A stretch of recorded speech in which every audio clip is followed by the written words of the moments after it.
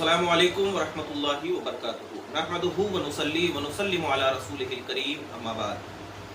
हज़रात गिरामी, अगर मसला ये हो जाए कि मियाँ बीवी के दरमियान कुछ ऊंच नीच हो जाए या झगड़े हो जाए और उस झगड़े की बुनियाद पर या ऊंच नीच की बुनियाद पर या कोई बातों की बुनियाद पर बीवी जो है वो अपने शौहर का घर छोड़ करके अपने मायका चली जाए।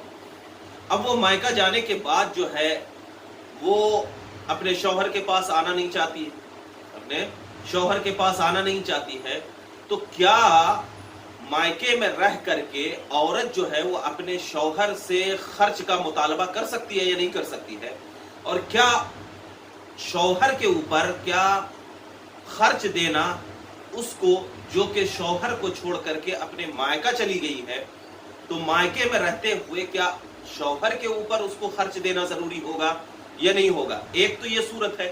दूसरी सूरत ये है कि वो तलाक भी लेना नहीं चाहती, और शौहर जो है उसको तलाक देना चाहता है कि अगर नहीं आएगी तो हम तलाक दे देंगे, लेकिन वो तलाक देना नहीं चाहती है। तो क्या उसकी इजाजत पर मौकूफ रहेगा तलाक देना, या क्या शौहर जो है बगैर उसकी इजाजत के जो मायका छोड़ करके चली गई है तलाक दे सकता है या नहीं दे सकता है? तो इस हवाले से उलमा फरमाते हैं कि शौहर जो है वो अपनी बीवी को तलाक दे सकता है। शौहर अपनी बीवी को तलाक दे सकता है अगरचे वो तलाक लेना नहीं चाहती है, और जो उसकी बीवी जो है वो अपने मायके में जा बैठी है और शौहर के यहाँ आने से वो क्या है इनकार करती है, तो उसकी दो सूरतें हैं।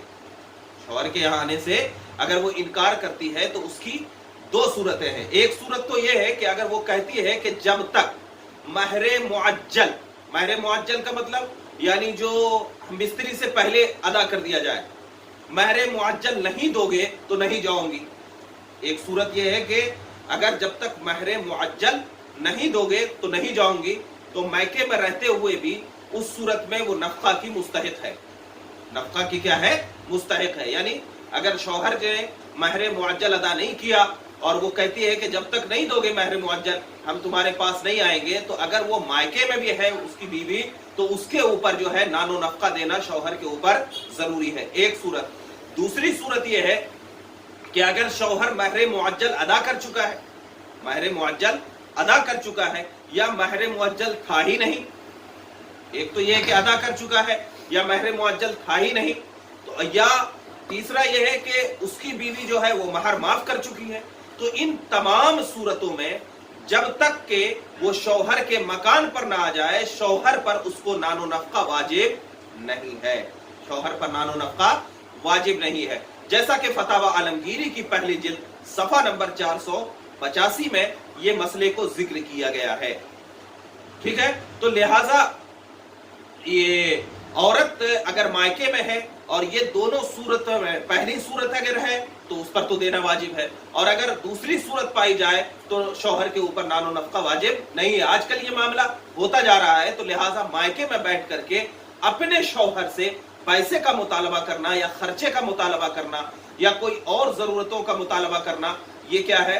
दुरुस्त नहीं है। हाँ, एक सूरत में है कि महरे मुअज्जल, अगर वो शौहर कहता है कि ठीक है तुम मायके में रहो हम खर्चा देंगे, तो ये उसकी जिम्मेदारी है। लेकिन जोर जबरदस्ती से कि शौहर बुला रहा है अपने पास लेकिन आप नहीं आ रहे हैं, और उसके बाद क्या है आप मुतालबा कर रहे हो कि आप मुझे पैसा दो, फला चीज दो, तो ये क्या है?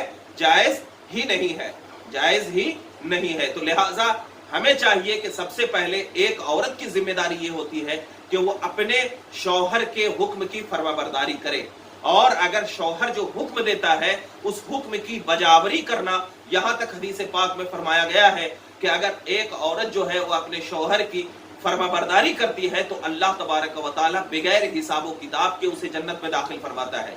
इतना बड़ा मकाम व मर्तबा है, और एक दूसरे को सोच समझ करके जिंदगी गुजारना है, और ऐसी जिंदगी गुजारना है कि तो हमारे बच्चों के लिए क्या है वो नमूने अमल